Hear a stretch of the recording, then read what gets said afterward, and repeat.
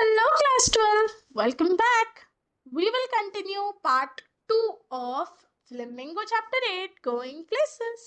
So let's get going.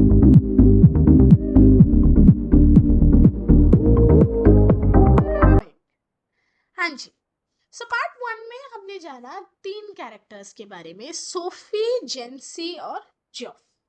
Sophie है हमारी day dreamer जो हर वक्त तरह तरह के ख्वाब देखती रहती है जो रियलिटी से बहुत दूर है। जेंसी उसकी बेस्ट फ्रेंड जो बहुत ही ज्यादा प्रैक्टिकल है और रियलिस्ट है।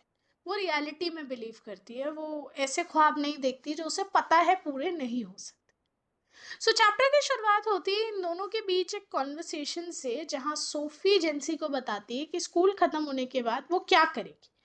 कभी वो बोलती है बुटीक खोलेगी, कभी वो बोलती है मैनेजर बनेगी, कभी उसके मन में आता है एक्ट्रेस बन जाएगी, तो कभी वो सोचती है एक फैशन डिजाइनर।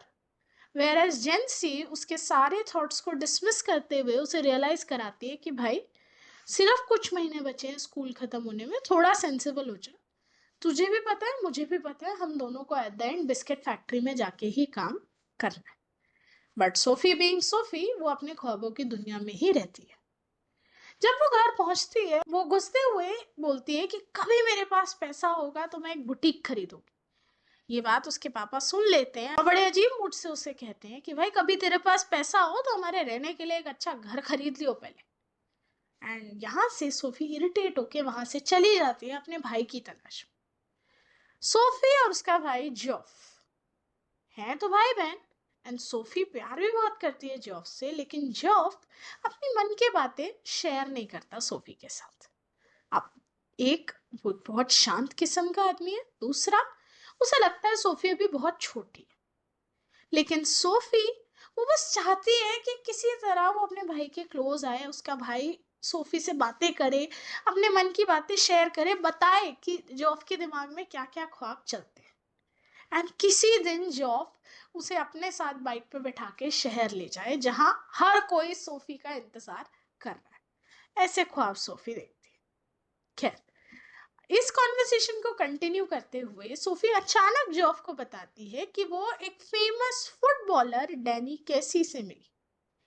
एंड जॉफ इस बात को बिलीव नहीं करता, लेकिन सोफी के बहुत कहने के बाद जॉफ कहता है हाँ ठीक है। लेकिन मजे मजे में वो ये बात सोफी के फादर को बता देता है कि आज पता है सोफी डैनी कैसी से मिली। एंड उसके फादर अपसेट हो जाते हैं कि क्या करें इस लड़की का, कैसे कैसे ख्वाब देखती है। खैर, देखते हैं आगे क्या हुआ।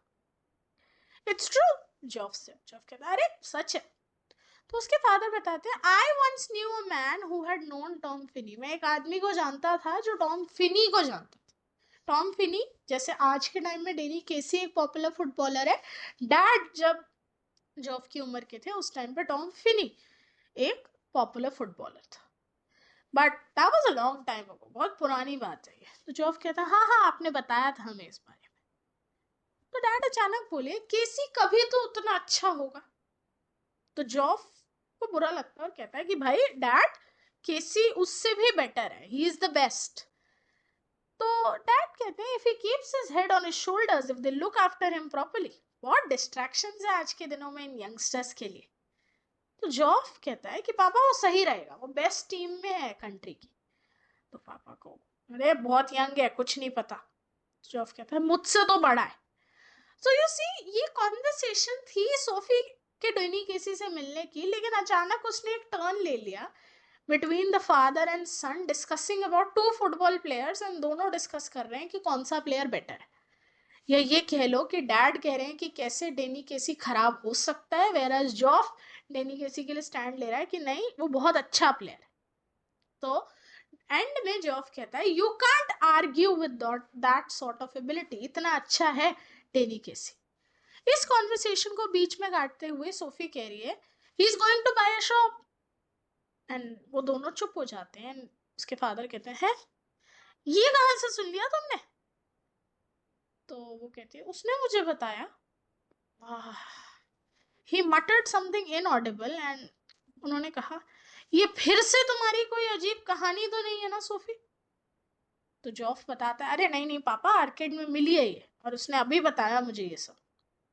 तो उसके फादर गुस्से में कहते हैं एक दिन ना तुम अपने आप को बहुत बड़ी मुसीबत में डालोगे अपनी इन फालतू कहानियों के चलते। तो सोफी कहती है जोफ जानता है ये सच है पापा, डोंट यू जोफ? तो पापा कहते हैं ही डोंट बिलीव यू, वो तुम पे विश्वास नहीं करता, even though he would like to, वो करना चाहेगा क्योंकि बात डेनी केसी की है, बट हम सब जानते हैं तुम्हें और तुम्हारी बेतुकी कहानियों को सोफी, प्लीज इससे पहले बड़ी मुसीबत में फंसो, सुधर जाओ। The table lamp cast an amber glow across her brother's bedroom. तो अब डिनर के बाद वो लोग सब चले जाते हैं अपने अपने रूम्स में, एंड उसके ब्रदर के रूम में एक बड़ा पोस्टर लगा है यूनाइटेड फुटबॉल टीम का, एंड वहां पे उसे दिख रहा है डेनी केसी, यानी उसका ब्रदर भी बहुत बड़ा फैन है डेनी केसी का। तो सोफी उससे जाके बोलती है मुझे प्रॉमिस करो तुम किसी को नहीं बताओगे। तो जॉफ कहता कुछ बताने लायक है ये? प्रॉमिस करो जॉफ, डैड मेरा मर्डर कर देंगे। वो तो तब ना जब उन्हें लगे कि ये बात सच है। प्लीज जॉफ, सोफी कह रही है। क्राइस्ट सोफी, तुम अभी भी स्कूल में हो, किसी के आसपास स्ट्रिंग्स ऑफ गर्ल्स होती होंगी। एंड इसी पे सोफी कहती है अरे नहीं, ही डजंट, उसके आसपास कोई लड़कियां नहीं है। आह, जॉफ वाज लाइक अब तुम्हें ये कैसे पता? अरे उसी ने बताया। ओहो हो, एज इफ एक लड़का खुद एक लड़की को आके बताएगा कि भाई मेरे आसपास कोई लड़कियां नहीं होती। वाह सोफी वाह। अरे हाँ उसने बताया, वो ऐसा वैसा नहीं है लड़का, बहुत शांत किस्म का लड़का है। Not as quite as all that apparently, हाँ शांत किस्म का है, लेकिन उसने तुम्हें ये बता दिया कि उसके आसपास लड़कियां नहीं है। It was nothing like that जॉफ, ऐसा कुछ नहीं है जॉफ। पहले मैंने बात की, जब मैंने उसकी तरफ देखा एंड मैं पहचान गई कि वो कौन है, मैंने फिर भी उससे सवाल पूछा excuse me but aren't you Danny Casey, क्या तुम डेनी केसी हो? एंड वो थोड़ा सरप्राइज हुआ और उसने कहा हाँ सही कह रहे हो। एंड मैं जानती थी it must be him because you know उसका एक्सेंट, यू नो जब वो टीवी पे इंटरव्यू देता है हमने सुना है ना। तो मैंने उससे ऑटोग्राफ मांगा बट लिटिल डेरिक के लिए, बट ना उसके पास पेन पेपर था ना मेरे पास। तो हमने बस थोड़ी सी बात की अबाउट कैसे कपड़े हैं रॉयसेस विंडो पे। वो थोड़ा अकेला सा लग रहा था जॉफ, आफ्टर ऑल वो अपने घर आइलैंड से बहुत दूर है ना। एंड देन जैसे ही वो जा रहा था he said if I would care to meet him next week, उसने मुझसे बोला है अगले हफ्ते मिलने को, तब वो मुझे ऑटोग्राफ देगा। एंड मैंने कह दिया कि हाँ मैं मिलूंगी। वो दिस इज लाइक एक लेवल अप। अभी तक तो उसकी कहानी बस ये थी कि वो डेनी केसी से मिली थी, लेकिन अब उसकी कहानी में एक नया पहलू जुड़ गया है कि डेनी केसी ने उसे बोला है अगले हफ्ते फिर मिलने को, और सोफी ने हाँ बोल दी है। एंड जॉफ भी सरप्राइज था और वो कहता है as if he ever show up, हाँ हाँ वो तो जरूर आएगा आपसे मिलने मैडम, अब तो विश्वास कर लो, इतनी सारी चीजें बता दी तुमको। जॉफ वाज लाइक, उसने अपनी जैकेट ली जो बहुत शाइनी और शेपलेस थी एंड पहनी उसने वो जैकेट। एंड सोफी अब अलग ख्वाब में चली गई, यार ये जॉब अपनी अपीयरेंस पे इतना ध्यान क्यों नहीं देता, थोड़े ढंग के कपड़े क्यों नहीं पहनता, इतना टॉल स्ट्रॉन्ग डार्क फेस है, हैंडसम सा लड़का है और ऐसे बन के रहता है। खैर इतने में जॉब का रिप्लाई उसके कानों में आता है it's the unlikeliest thing I ever heard. मैं चाह कर भी इस बात पे तो बिल्कुल विश्वास नहीं कर सकता कि डेनी केसी ने तुम्हें मिलने के लिए फिर से बोला है। खैर मैं जा रहा हूँ।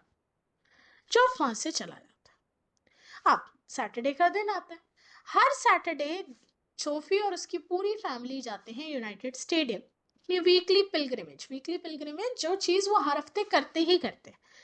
Sophie and her father and little Derek वो मैच देखने के लिए नीचे की तरफ गए टूवर्ड्स द गोल, और जॉफ अपने दोस्तों के साथ ऊपर की तरफ। उस दिन यूनाइटेड की टीम 2-0 से जीती एंड केसी ने क्या गोल मारा, a blend of innocence and Irish genius।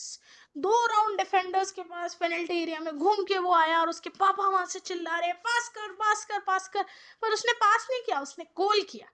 Sophie की आंखें चमक गई एंड आफ्टरवर्ड्स जॉफ भी बहुत ज्यादा सरप्राइज था कि क्या गोल था, मजा आ गया। कोई बस में कह रहा है कि काश ये एक इंग्लिशमैन होता। लिटिल डेरिक अपने मामा को बोलता है कि देखना मामा आयरलैंड इस बार पक्का वर्ल्ड कप जीतेगी। खैर जब सोफी उसे घर लाती है ये कॉन्वर्सेशन उसके घर में भी चलती है and everybody was a football fan Sophie के घर। उसके फादर पब चले गए सेलिब्रेट करने, जॉफ अपने दोस्तों के साथ, तो सोफी अपने छोटे भाई को लेके अपनी माँ के पास घर में थी. What's this you've been telling? जेंसी said next week. अब अगले हफ्ते जेंसी जब सोफी से मिलती है, वो पूछती है सोफी से कि ये क्या बता रही हो तुम सबको. तो सोफी वाज लाइक, क्या? Your Geoff told our Frank you met Danny Casey. तुम्हारे भाई जॉफ ने मेरे भाई फ्रैंक को बताया कि तुम डेनी केसी से मिले. This wasn't N inquisition. ये कोई सवाल नहीं था या कोई ऐसा सरप्राइज एक्सप्रेस नहीं कर रही थी जेंसी. वो बस नोजी हो रही थी क्योंकि उसे डिटेल्स जाननी थी. बट सोफी शॉक्ड थी कि जेंसी को ये बात क्यों पता चली. ओ दैट. तो जेंसी ने कहा, हाँ that. Well yes I did. हाँ मैं मिली डेनी केसी से. तुम नहीं मिली सोफी, जेंसी ने कहा. सोफी ग्राउंड की तरफ देखने लगी. Dam that जॉफ. ये सिर्फ एक जॉफ थिंग थी, नॉट अ जेंसी थिंग. ये कुछ हमारे बीच की बात थी, समथिंग सीक्रेट, समथिंग स्पेशल. जेंसी को नहीं पता लगनी थी यार ये बात. इस गॉकी जेंसी को कुछ भी बताओ एंड पूरे नेबरहुड को पता चल जाएगी. Dam that जॉफ. उसे डर नहीं लगा. तो सोफी को बड़ा बुरा लग रहा था कि जॉफ ने उन दोनों के बीच का एक सीक्रेट किसी और को बताया और उस किसी और ने जेंसी को. एंड गॉकी जेंसी मतलब एक ऐसा इंसान, Jency is kind of a person, अगर उसे कुछ बात पता चले वो पूरी जगह उस बात को स्प्रेड कर देती थी, वो अपने तक किसी बात को नहीं रखती थी. एंड सोफी को बुरा लग रहा था कि गलत इंसान को पता चल गई यार बात.